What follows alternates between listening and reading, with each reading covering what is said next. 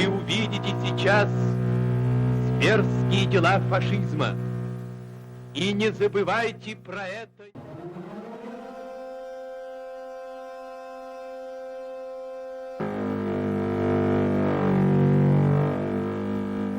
20세기의 양심, 국제여단.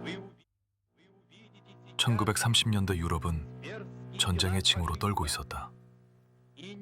나치즘은 국경을 넘어 확장되었고 파시즘의 언어는 거리의 공기를 뒤흔들던 때 스페인에서는 파시스트 군대가 반란을 일으켰다. 이에 각국의 양심적인 사람들은 역사 속으로 걸어 들어갔다. 어떤 이는 가난 때문에, 어떤 이는 삶의 의미 때문에, 또 어떤 이는 파시즘이 자기 나라에도 들이닥칠 것을 두려워해 국경을 넘었다. 그들은 누구의 지시도 받지 않았다. 자신의 주머니를 털어가며 오직 신념 하나만을 믿고 스페인을 향해 떠났다. 역사에서는 이들을 국제여단이라고 부른다.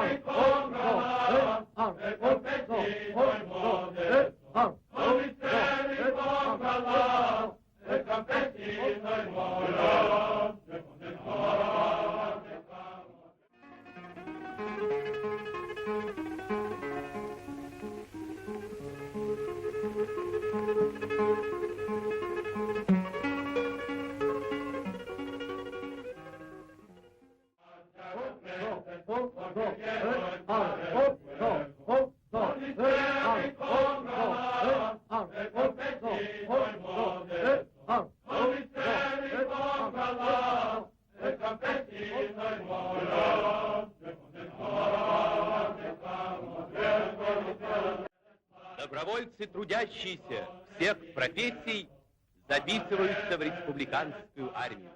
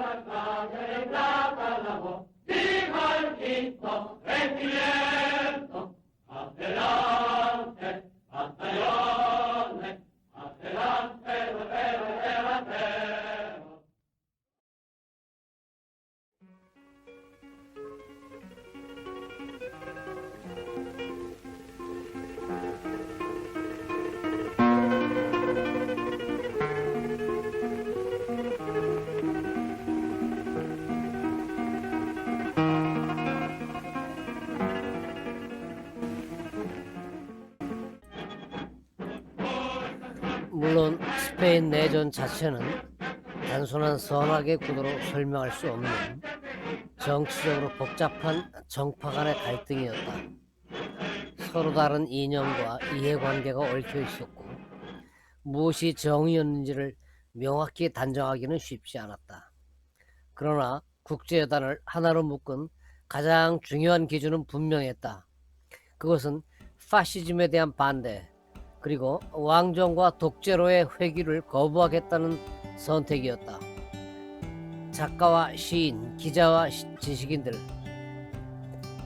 말과 사유의 세계에 머물던 이들은 이 최소한의 원칙 앞에서 침묵하지 않기로 결정했다. 이렇게 모인 국제여단은 수만 명 규모의 집단이었다. 정확한 숫자는 기록마다 다르지만 세계 각지에서 모이던 이들은 작은 나라의 정규군에 맞먹는 규모였다. 그러나 이들은 어느 나라의 공식 군대도 아니었다. 자신이 태어난 곳에 국기를 내려놓고 낯선 땅의 민주정부를 지키기 위해 싸웠던 사람들. 국제여단은 단순한 군대가 아니라 파시즘에 맞서 문학과 양심 내린 하나의 시대적 결단이었다. 스페인 내전에서 가톨릭 교회는 대체로 프랑코가 이끄는 반군 진영을 지지했다. 이 장면에 등장하는 젊은 수사와 사제들의 의식은 교회가 내전을 신앙과 질서를 수호하기 위한 싸움으로 인식했던 시대적 태도를 보여준다. 이는 옳고 그름의 문제가 아니라 내전이라는 극단적 분열 속에서 형성된 하나의 역사적 선택이었다. 국제적 지원의 불균형은 반군 진영에 유리하게 작용했다. 독일과 이탈리아의 지속적 개입과 달리 서방 주요국들은 불개입 정책을 고수했다. 소련은 공화국을 지원했지만 스탈린 시대의 정치적 개입은 국제여단 내부의 노선 갈등과 불신을 낳았다. 스페인 내전은 단순한 내전이 아니라 이념의 국제화가 시작된 전쟁이었다.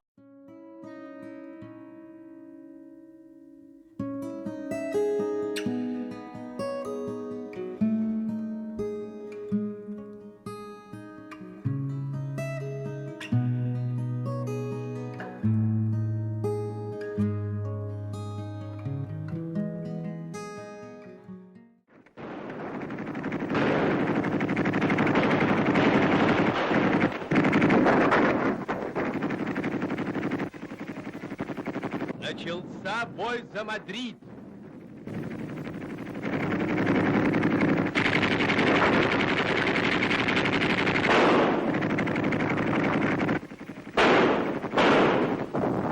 Pronto, arriba, todos arriba, pronto, ánimo, pronto, pronto, al muchachos, arriba.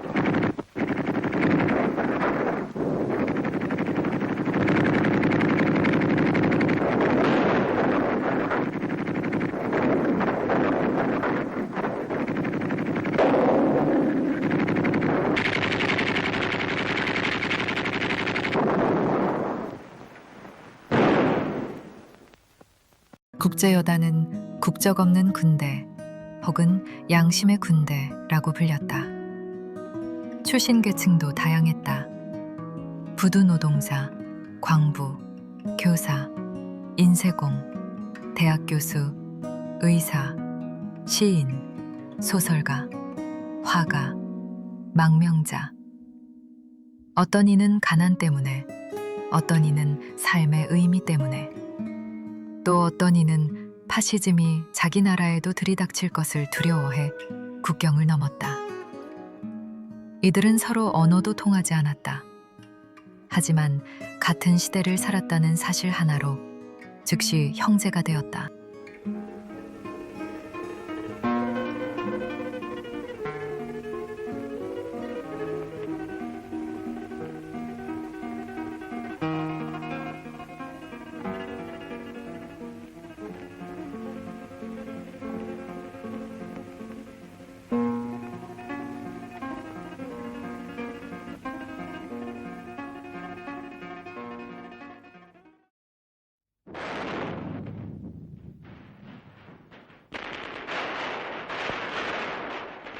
Смельчаки подтаскивают орудия еще ближе.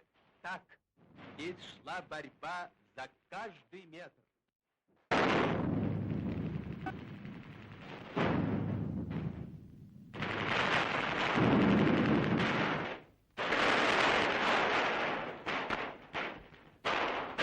¡Muera el fascismo!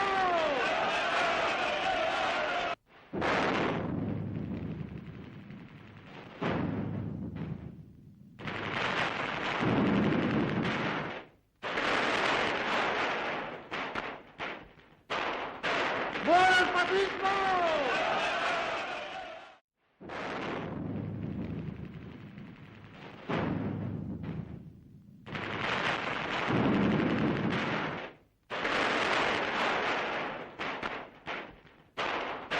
¡Muera el fascismo!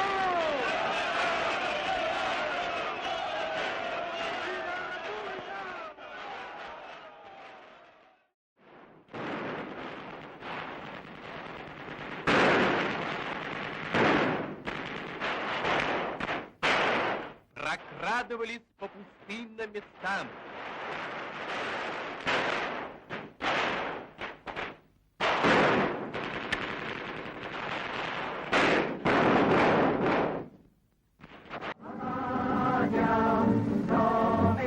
국제여단의 병사들 중 상당수는 신원조차 기록되지 않았다.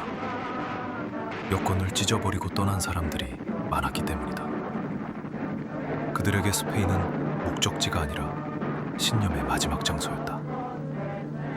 전투는 잔혹했고 유럽의 정상급 군대, 독일의 콘도르 군단, 이탈리아의 지원군을 상대로 한 싸움은 늘 불리했다. 수천 명이 죽었지만 그들의 무덤에는 이름이 남지 않았다. 이름 대신 무명전사라는 단어만이 새겨졌다. 죽음보다 더 차가운 것은 살아남은 이들이 본국에 돌아갔을 때 맞닥뜨린 냉대와 의심이었다. 많은 나라에서 국제여단 참전자는 공산주의자로 낙인 찍혔고 실업자 명단에 올려졌다. 자기 나라에서조차 환영받지 못한 것이다. 그러나 그들은 후회하지 않는다고 기억했다. 올바른 편에 섰다는 사실만으로 족하다는 말이 그들을 오래 지탱했다.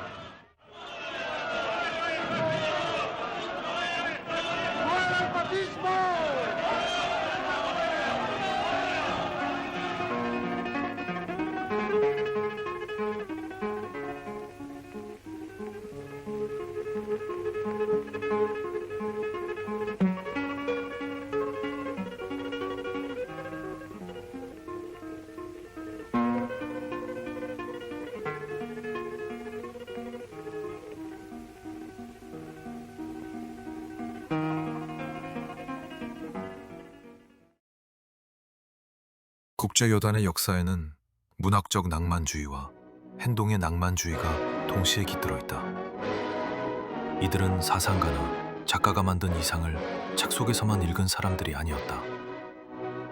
자신이 믿는 문장의 현실적 무게를 확인하기 위해 직접 걸어 들어간 사람들이었다. 조지 오웰은 카탈로니아 전선에서 총상을 입었고 그 경험을 카탈로니아 창가에 남겼다. 그의 글에는 낭만이 아니라 낭만의 껍질이 벗겨진 혁명의 내부가 있다.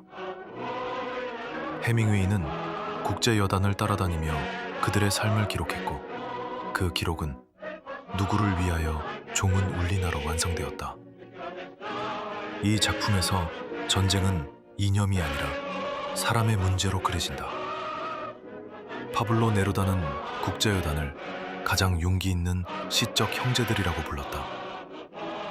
그의 시는 전쟁의 잿더미 속에서 인간이 지켜야 하는 마지막 감정을 담았다. 앙드레 말로는 직접 항공대를 조직하고 전투에 뛰어들었다. 그에게 스페인은 혁명의 실험장이었고 희망은 그 실험의 기록이었다. 이 작가들과 시인들의 작품은 국제여단을 단순한 전사들의 집단이 아니라 행동하는 낭만주의자들로 기억하게 만든다. 전쟁은 미화할 수 없지만 그들의 신념만은 문학과 예술 속에서 길게 빛을 남겼다.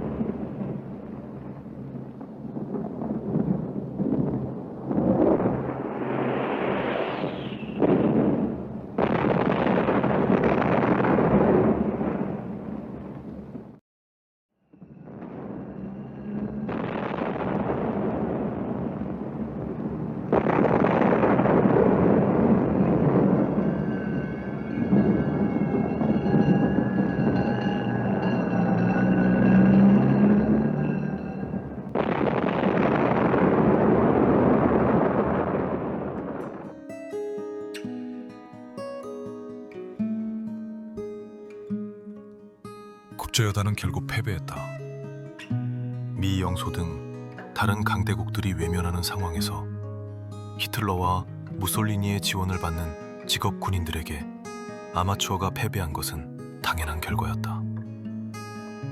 프랑코의 스페인은 파시즘의 승리를 허용했고 유럽은 3년 뒤 2차 세계대전으로 전면 붕괴된다.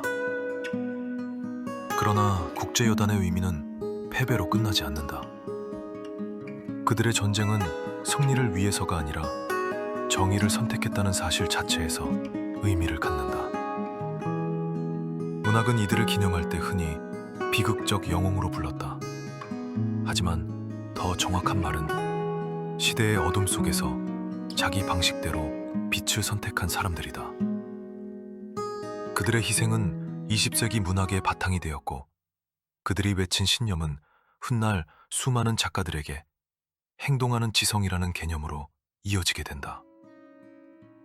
앞에서 다룬 카프카의 폐쇄된 공간, 크리스토프의 망명체험, 첼란의 언어의 잿더미, 카미와 사르트르, 베케트의 부조리, 해밍웨이의 침몰의 언어, 이들의 문학 세계는 모두 시대의 폭력 위에서 태어난 문학이다. 국제여단 역시 같은 자리에서 나온 목소리다. 이들은 글로 기록하기 전에 신념을 행동으로 먼저 옮긴 사람들이고 정치가 아니라 인간의 존엄을 지키기 위해 낭만을 택한 사람들이다. 그래서 국제여단의 이야기는 문학기행의 바깥이 아니라 문학이 발원한 시대적 심장부를 보여준다. 그들은 이름 없이 죽어갔지만 그 이름 없음이 오히려 더 큰 울림을 남겼다. 무엇이 옳았는가라는 단순한 질문 앞에서 그들은 행동으로 대답한 사람들이었다. 스페인 내전의 상징적 인물 중 한 명은 공산주의 정치인 이바룰이었다. 국제여단은 그녀를 열정의 꽃이라는 뜻의 라 파시오나리아라고 불렀다. 이바룰이는 국제여단의 정치적 고립을 상징하는 인물로서 세계사적 의의를 갖는다. 그녀는 국제여단을 맞이하며 남긴 말로 전설이 되었다. 노 파사란. 노 파사란은 파시스트, 너희들은 지나가지 못해 라는 구호다. 이 한 문장은 스페인 공화파와 국제여단의 신념을 응축한 구호가 되었다. 이바루리는 군사력이 아닌 언어와 정신의 힘으로 전투를 이끌었고 그녀의 존재는 국제여단이 단순한 군사 조직이 아니라 이념과 언어, 문화가 함께 싸운 전쟁이었다는 사실을 보여준다.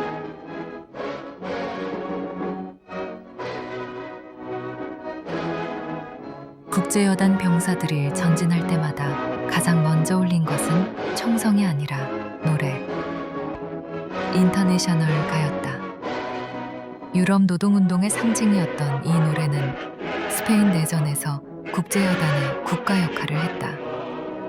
독일인, 프랑스인, 체코인, 미국인, 유대인, 이탈리아 반파시스트 망명자들이 하나의 언어로 노래할 수 있었던 단 하나의 곡. 전투 직전 밤의 참호에서 흐릿하게 퍼지던 합창은 폭력의 시대 속에서 잠시나마 인간이 서로 연결되어 있음을 확인하는 의식과도 같았다. 오늘날에는 기억이 가물가물해질 정도가 되었지만 소련을 중심으로 한 공산권과 노동계에서 20세기 전반까지 널리 불린 노래였다.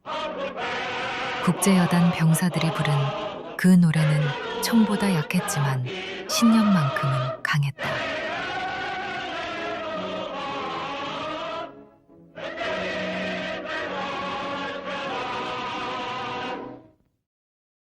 국제여단은 스페인에서 싸울 때는 영웅이었지만 전쟁이 끝난 후에는 미국과 소련 등 양쪽 세계에서 모두 불편한 존재가 되었다.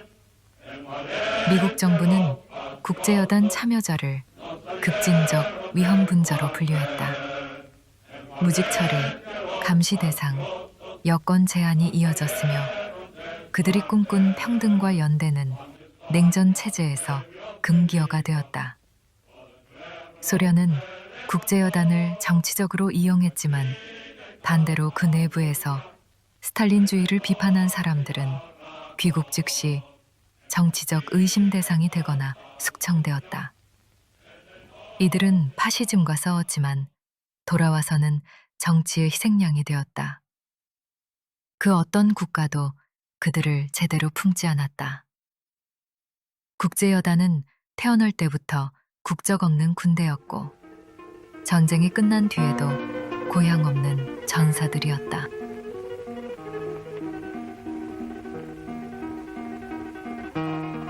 스페인 공화파와 더불어 국제여단도 패배했다. 프랑코의 독재는 36년간 지속되었고 스페인은 긴 침묵의 시대에 들어갔다. 그러나 패배의 역사 속에서도 국제여단의 의미는 퇴색하지 않았다. 겉으로는 실패했지만 그들의 행동은 세계사에 몇 가지 중요한 흔적을 남긴다.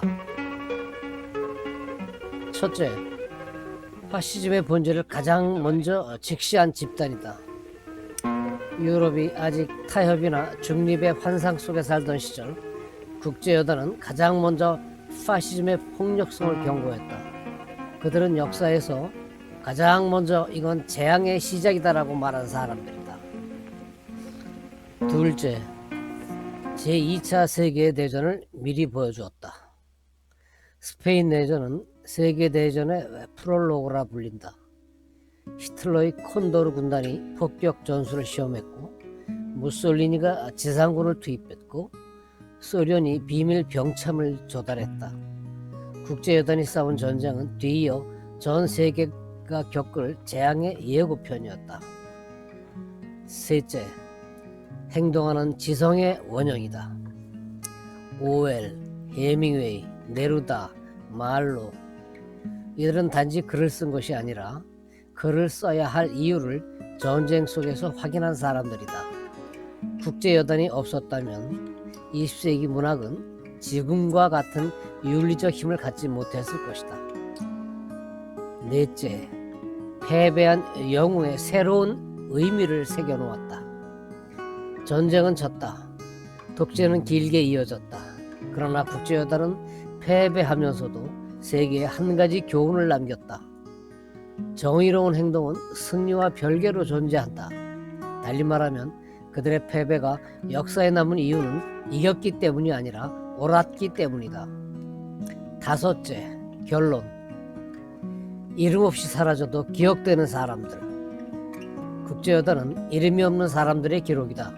국적도 없이 싸웠고 본국에서 환영도 받지 못했으며 전쟁은 결국 패배로 끝났다. 그러나 그 모든 결핍과 실패 속에서 세계문학과 지성이 사랑한 단 하나의 가치가 남았다. 그건 신념이다. 신념 때문에 움직였고 신념 때문에 노래했고 신념 때문에 죽어갔다. 그들의 삶은 거대 서사의 중심이 아니라 역사의 변두리에서 피어난 작은 불꽃 같았지만 그 불꽃이 남긴 빛은 이후 세대의 문학과 예술, 저항 정신에 오래 남았다. 국제여단은 역사에서 패배했지만 기억에서만큼은 승리한 사람들이다. 다음은 라 파시오나리아라고 불린 노 파사란의 주인공 이바루리가 국제여단이 철수할 때 남긴 전설적 송별연설의 한 구절이다. 그대들은 이미 역사다. 그리고 전설이다. 연대와 민주주의가 얼마나 보편적 가치를 지니는지 그 사실을 몸으로 증명한 영웅적 존재다.